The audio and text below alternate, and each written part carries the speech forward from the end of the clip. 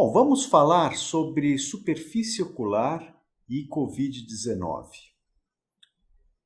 E é interessante a gente falar sobre esse assunto e relacionar com o olho e com oftalmologia, porque o primeiro médico que descreveu e percebeu o potencial de infecção desse vírus e a doença Covid-19 foi um oftalmologista.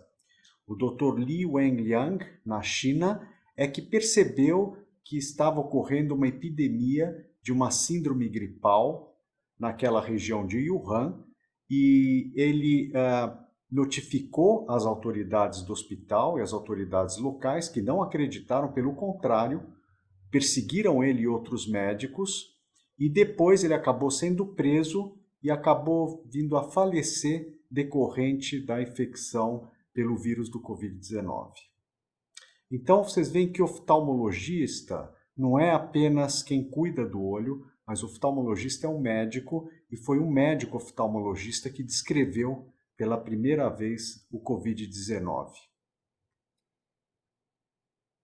É interessante para a gente falar sobre o Covid-19 e os olhos, a gente lembrar e relembrar, retomar alguns conceitos básicos da superfície ocular, que é justamente a superfície que vai dar acesso à infecção viral. E para a gente tentar entender, retomar esses conceitos, entender o que acontece em relação ao vírus do Covid-19, a gente vai dar uma passada em alguns conceitos de anatomia e de fisiologia dessa estrutura nobre que é a superfície ocular. A superfície ocular ela é composta pela continuidade epitelial que vem desde o epitélio da conjuntiva, que reveste as pálpebras, aí reveste a esclera, e esse epitélio acaba se transformando ou dando continuidade a um epitélio extremamente regular, que é o epitélio da córnea. Sem dúvida nenhuma, o epitélio da córnea é o epitélio mais importante da superfície ocular porque ele tem uma função óptica importante. Ele precisa ser muito regular e ele precisa ser transparente, porque a córnea tem como função justamente ser o primeiro anteparo óptico do sistema óptico ocular. E a córnea possui todas essas camadas, mas sem dúvida nenhuma o epitélio tem essas características que diferenciam das outras estruturas da superfície do olho. Ele é um epitélio estratificado, ele não produz queratina, então é diferente, por exemplo, do epitélio da pele, da epiderme, que produz queratina. Ele é transparente, como a córnea, ele é avascular, e como ele não tem vasos, ele necessita de uma interação com a lágrima, que vai fazer a transmissão do oxigênio e vai trazer uma série de substâncias e de nutrientes importantes para essas células epiteliais da córnea. E também pelo fato dele ser avascular, ele possui um mecanismo muito próprio de regeneração e de cicatrização. Ele possui uma inervação sensorial pelo quinto nervo, ou pelo trigêmeo, e aliás, só para vocês terem uma ideia, a córnea é o tecido do corpo humano que tem uma maior densidade de nervos. Por isso que nós temos tanta sensibilidade e essa inervação também tem uma função muito importante, não somente trófica, mas também para a gente estar produzindo constantemente a lágrima, que é importante para a manutenção dessas características desses epitélios que recobrem a superfície do olho. Dando continuidade ao epitélio da córnea, nós temos na periferia da córnea, na transição com a conjuntiva, uma estrutura mais irregular que se chama limbo. Na verdade, no limbo, o epitélio ganha um pouquinho mais em espessura, ele aumenta um pouco a espessura, e as células basais desse epitélio límbico são células que têm uma característica própria, são células tidas como células tronco, células epiteliais que vão dar origem ao processo de regeneração constante que vai estar sempre trocando as células epiteliais da córnea. Como todos os epitélios do corpo humano, sejam epitélios de superfície ou epitélios internos, eles necessitam dessa regeneração constante. E no caso do epitélio da córnea, essas células mãe, essas células tronco, estão localizadas nessa área de transição entre a córnea e a conjuntiva. Então, elas são fundamentais para manter a constante regeneração do epitélio transparente da córnea. Depois segue o epitélio da conjuntiva. E o epitélio da conjuntiva, dependendo da área da conjuntiva, se é a conjuntiva que reveste a parte interna da pálpebra, ou se é a conjuntiva bulbar que reveste a esclera perto da córnea, ela tem como função principal, o epitélio tem como função principal a proteção e também a lubrificação. E a gente vai entender um pouquinho mais sobre essa importância do epitélio da conjuntiva. Ele também é estratificado, não queratinizado, é um epitélio secretório, tem uma espessura variável e ele não é tão regular, não é tão compacto e não é transparente como o epitélio da córnea.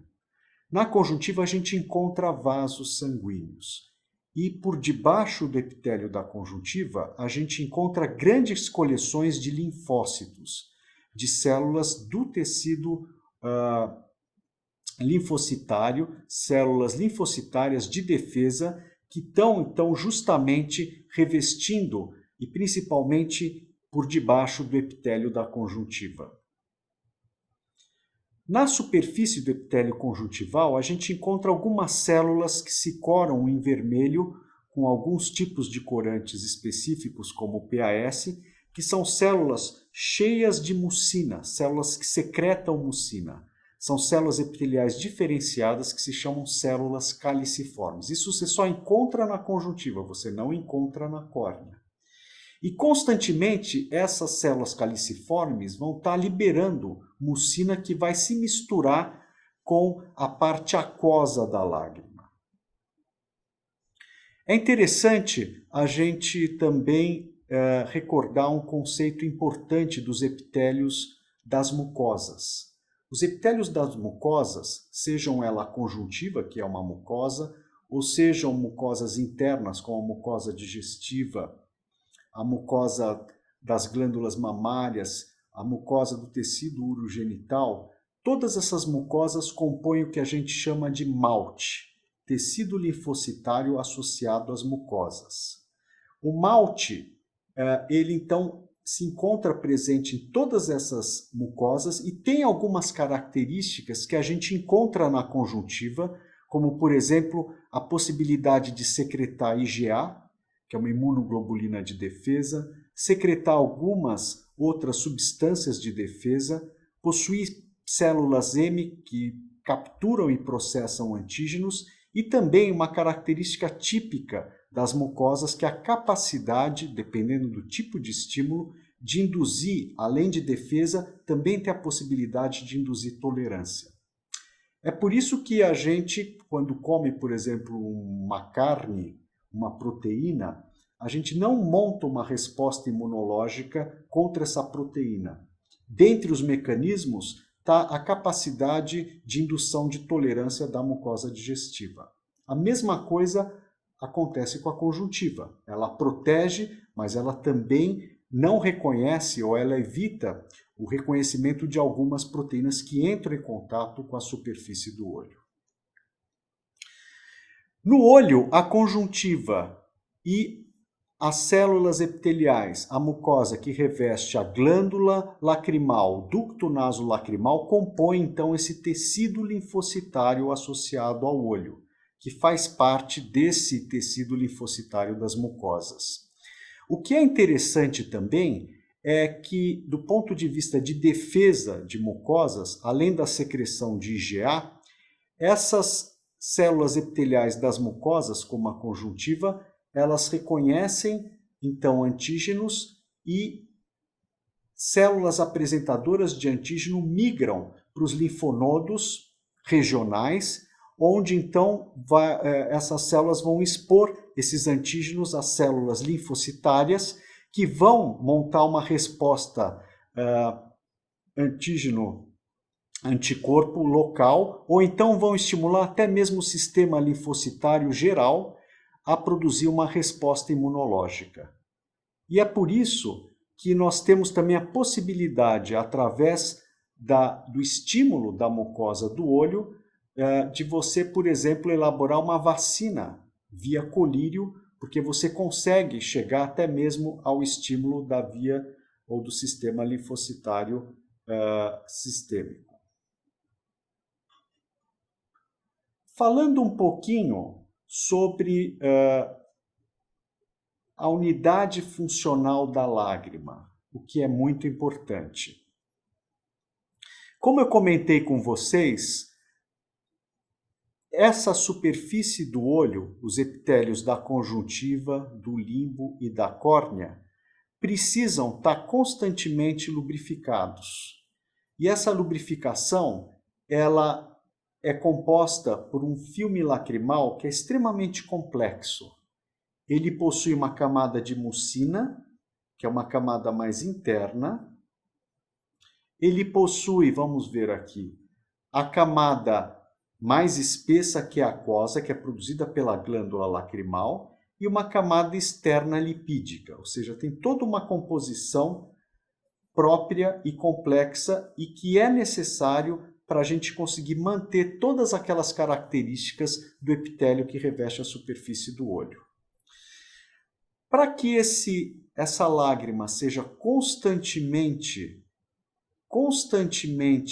produzida e trocada, ela necessita do aporte dos nervos do trigêmeo que estão na superfície ocular, principalmente na córnea, que vão estar constantemente levando impulsos para estimular vias mais centrais, que vão estimular a glândula lacrimal a produzir lágrima e vai estimular, através da via motora do nervo facial, o músculo orbicular a piscar.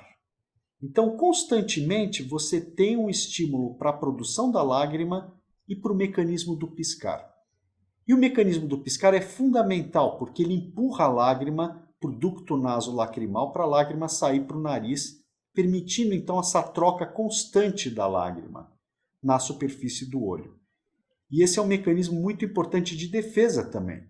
Por exemplo, se cai alguma bactéria, alguma partícula viral na superfície ocular, o mecanismo do piscar muitas vezes lava essa superfície ocular, dificultando a penetração de um agente infeccioso. Muito bem, falando um pouco da camada aquosa da lágrima, que é a camada mais importante, mais espessa, que é produzida pelas glândulas lacrimais. Nós temos não somente água, mas nós temos uma composição extremamente complexa, principalmente de eletrólitos, proteínas de defesa, uma delas é a IgA, que a gente comentou, mas existem outros fatores, defensinas, as mucinas, uma composição também lipídica, que se encontra mais na superfície da lágrima, ou seja, existem dezenas, mais de uma centena de proteínas que estão diluídas nesse componente aquoso da lágrima. E muitos desses fatores vão estar dificultando a entrada de micro-organismos. Então, a lágrima, ela não só permite com que essas células da superfície ocular mantenham aquela característica, principalmente no caso da córnea, mantenha a transparência. A lágrima também vai estar constantemente lavando alguma partícula que esteja na superfície ocular, mas também existem antibióticos naturais ou antimicrobianos naturais que estão presentes na sua composição que vão dificultar uma infecção. Quando você tem a quebra dessas barreiras, aí você pode ter um processo inflamatório ou infeccioso como a conjuntivite.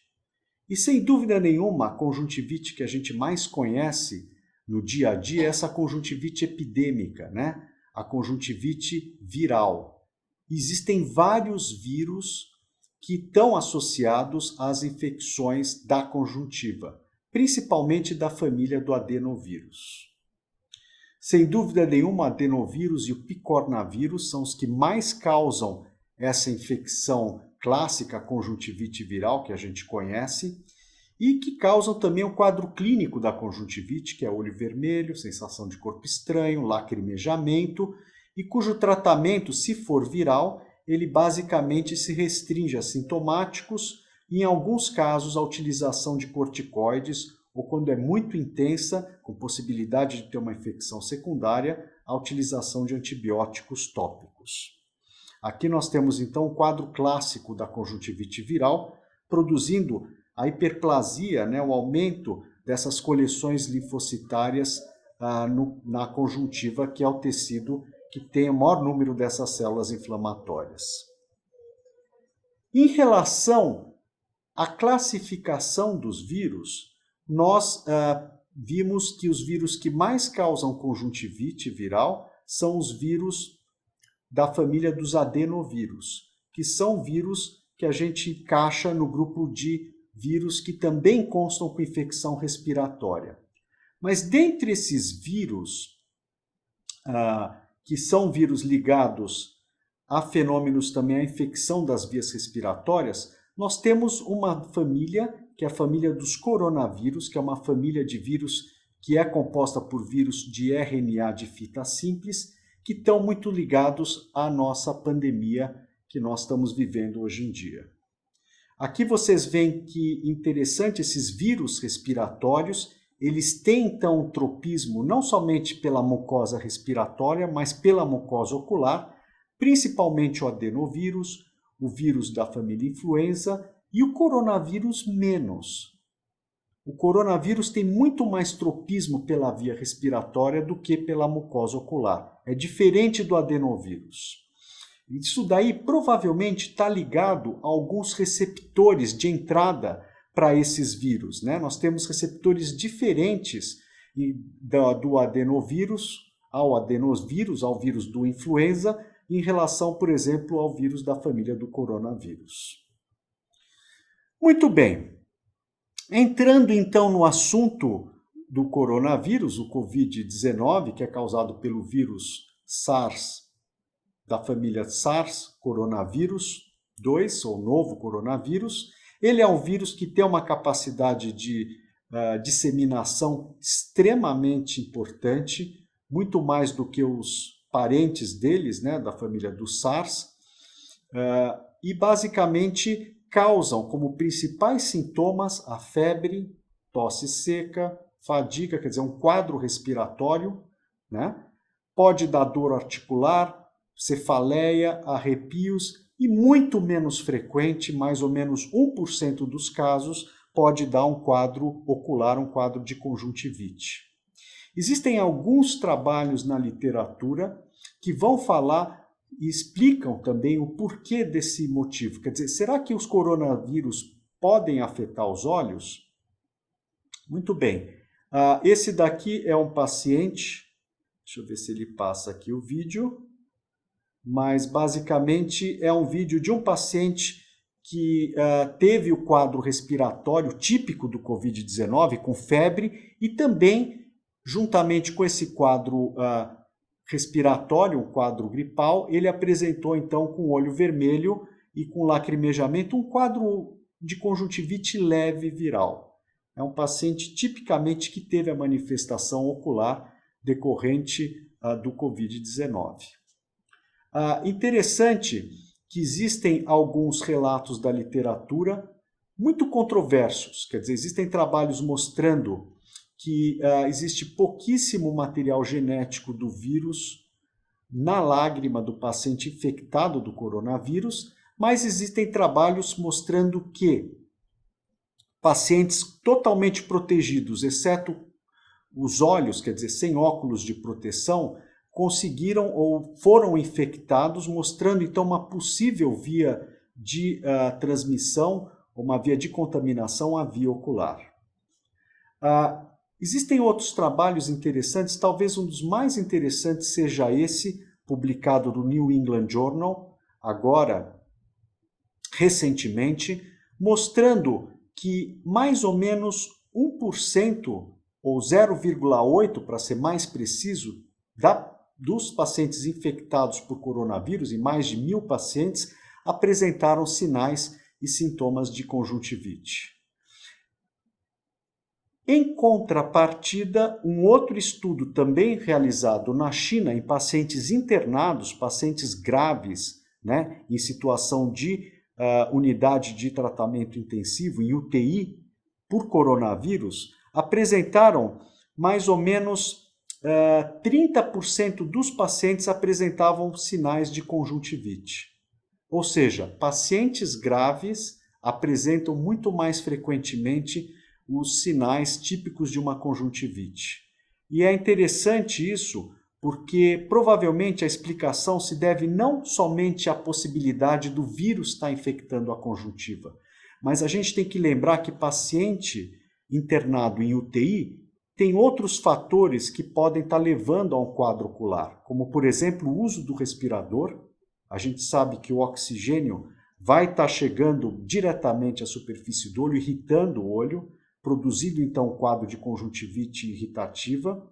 Nós temos também a situação do ambiente da UTI, quer dizer, riquíssimo em bactérias e micro-organismos que podem também estar causando a conjuntivite. Então, provavelmente isso também explica essa disparidade entre os números, entre a população geral com Covid, 1%, versus 30% da população internada em uma situação totalmente diferente. Aqui alguns estudos também mostrando dados bem díspares, né? Mostrando que o SARS-CoV-2 pode ser detectado na lágrima e na conjuntiva, na secreção conjuntival dos pacientes, mais outros trabalhos mostrando que o espalhamento, a presença do vírus na lágrima, por exemplo, nesse trabalho publicado no Ophthalmology, não foi encontrado, a cultura viral foi negativa a partir da secreção conjuntival e da lágrima de pacientes infectados. Por que será que existe, então, toda essa situação particular do Covid em comparação com as outras infecções virais respiratórias, principalmente como, por exemplo, o adenovírus, que também é um vírus respiratório, ou mesmo o vírus do influenza, que consta muito mais com conjuntivite do que o Covid-19. Uma das explicações aventadas na literatura é que talvez a conjuntiva não tenha um receptor da angiotensina, que é uma portinha de entrada para o vírus do Covid-19. Então nós sabemos que é uma das principais entradas, né, o receptor da enzima de conversão da angiotensina, e que nós sabemos que trabalhos mais antigos da literatura não conseguiram evidenciar esses receptores nos tecidos oculares, ou quando evidenciaram uma quantidade muito menor do que em tecidos internos do olho, como por exemplo a coroide, a retina, em comparação com a córnea e a conjuntiva que estão na superfície do olho. No entanto, um estudo bem recente, publicado agora, no mês passado, pelo grupo chinês, juntamente com o grupo do Johns Hopkins, evidenciou a presença dos receptores de angiotensina tanto na córnea quanto na conjuntiva, mas em células bem superficiais. Ou seja, pode ser que essa portinha de entrada esteja presente principalmente na conjuntiva, e isso a gente tem então a possibilidade da infecção pelo coronavírus pelos tecidos oculares, embora em menor quantidade do que a mucosa respiratória. Por que será então que não acontece tão frequentemente a conjuntivite no Covid? Provavelmente algumas daquelas centenas de substâncias antimicrobianos naturais que estão presentes na lágrima, a gente tenha uma situação de defesa que a gente não encontra na mucosa respiratória. Ou então a própria situação do fluxo dinâmico da lágrima e o piscar também contribuem para a menor exposição ou dando menos tempo para essa infecção ocorrer especificamente com esse tipo de vírus. Interessante também a gente lembrar que não somente conjuntivite foi relatada em pacientes portadores de Covid-19, mas também alterações da retina foram descritas pelo grupo liderado pelo professor Rubens Belfort. Um outro fato muito interessante está ligado à transmissão do Covid e à prática oftalmológica. Uma coisa inicial para a gente comentar a esse respeito é a possibilidade do vírus, o SARS-CoV-2, ser inativado facilmente por radiação ultravioleta, aquecimento ou então com a maior parte dos desinfetantes, principalmente álcool a 70%.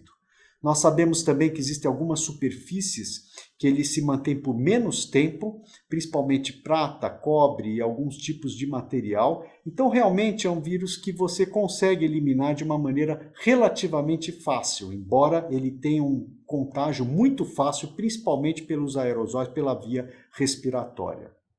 Nós sabemos que, por exemplo, em termos de superfície ocular, a utilização de povidona, que é utilizado e já está sendo preconizada como uma das formas de tratar conjuntivite adenoviral, talvez seja bem eficiente para a gente estar eliminando esses vírus da superfície ocular, no caso do Covid-19. Importante também a gente recordar que, embora não seja comum a infecção e a conjuntivite causada pelo Covid-19, é importante a gente lembrar que você pode sim ter a possibilidade ou potencial de contaminação. E aqueles casos que eu comentei, que os pacientes, os profissionais de saúde tiveram um quadro de Covid-19, mesmo com toda a proteção, exceto a proteção ocular, explicam ou exemplificam essa possibilidade. É interessante isso, e é por isso que a Organização Mundial da Saúde também preconiza a proteção dos olhos para evitar, então, a entrada do agente pela via ocular. E provavelmente a infecção do Covid, a infecção sistêmica do Covid, talvez não ocorra pelo olho, mas talvez ocorra pela comunicação do olho com o nariz e a mucosa respiratória. Lembrem-se que a lágrima lava o que está presente na superfície do olho e ela escorre pelo ducto nasolacrimal, saindo então, entrando em contato com a mucosa respiratória. Talvez o vírus não entre pela córnea ou pela conjuntiva, mas talvez ele entre pela mucosa respiratória do ducto nasolacrimal. Por isso que a gente também deve proteger os olhos, porque talvez seja a via de entrada, embora não seja o epitélio que tem a portinha de entrada, o epitélio esteja mais abaixo no ducto nasolacrimal, nas vias respiratórias, no início das vias respiratórias. Importante também a gente recordar alguns aspectos da prática oftalmológica. Nós sabemos que, por exemplo, os transplantes de córnea foram praticamente impedidos, está proibido fazer o transplante de córnea em situação de não urgência, isso pelo risco de você estar contaminando o indivíduo com tecido potencialmente contaminado de um doador. Então, por enquanto, ainda não foi definido como é que vai ser feita essa volta dos transplantes de córnea eletivos. Em situação de urgência, no caso do doador universal, de múltiplos órgãos ter sido testado pelo Covid, esse tecido pode ser utilizado, mas a gente está buscando reservar os transplantes em situações apenas de urgência. Também em relação às cirurgias eletivas, a gente tem que lembrar que se o paciente for portador do Covid e for fazer algum tipo de cirurgia, a impressão que dá é pelo estresse cirúrgico você ter uma piora do quadro infeccioso respiratório pelo Covid. Então, é muito importante evitar as cirurgias eletivas desnecessárias, porque você pode ter uma piora da infecção. Importante também fazer o teste, no caso de o paciente ter que ser submetido a uma cirurgia, para saber se ele tem o Covid ou não tem o Covid. Se ele tem o Covid, adia a cirurgia. Se ele não tem o Covid, ele pode ser submetido a um procedimento, mas de preferência procurar aguardar essa cirurgia que não de urgência para um outro momento. Em relação ao consultório do oftalmologista, né? Existe esse trabalho do grupo de Hong Kong mostrando algumas medidas específicas que devem ser implementadas na clínica oftalmológica, né? Primeiro, fazer uma entrevista por telefone para o paciente que agendou sua consulta para ver se ele teve um contato ou se ele teve manifestações do Covid. E depois, se esse paciente não teve nada, chegando no consultório, ele vai então passar por uma série de medidas e de checagens, como por exemplo checagem da temperatura e alguns outros cuidados, até entrar no consultório do oftalmologista, que tem que estar protegido, não somente para a sua própria proteção, para evitar a transmissão para ele mesmo, mas também no caso dele ser um portador assintomático, dele estar transmitindo para o paciente. Então, óculos de proteção, máscaras de proteção individual, bem como essas capas de plástico, esses materiais que podem ser colocados numa lâmpada de fenda, dificultam então o contato ou mesmo o aerosol do paciente para o médico oftalmologista. Concluindo então, nós vimos que a superfície ocular tem uma importante função na visão e faz parte do sistema imunológico das mucosas, do malte. Infecções virais podem quebrar essas barreiras, induzindo o processo inflamatório, que pode ser leve ou intenso, né? As conjuntivites. O Covid-19, ou SARS-CoV-2, tem a possibilidade de causar conjuntivite, embora raramente, mas tem a possibilidade de ser transmitido pela via ocular, podendo ser a via de entrada para a doença sistêmica. Provavelmente essa transmissão ocorre mais nas vias mais baixas do sistema lacrimal, quando então a lágrima entra em contato com a via respiratória. Importantes recomendações devem ser observadas pelos profissionais de saúde e oftalmologistas, tanto na prática clínica quanto na prática cirúrgica. Eu queria muito agradecer a oportunidade e qualquer coisa é só enviar perguntas que nós vamos estar aqui disponíveis para respondê-las. Obrigado.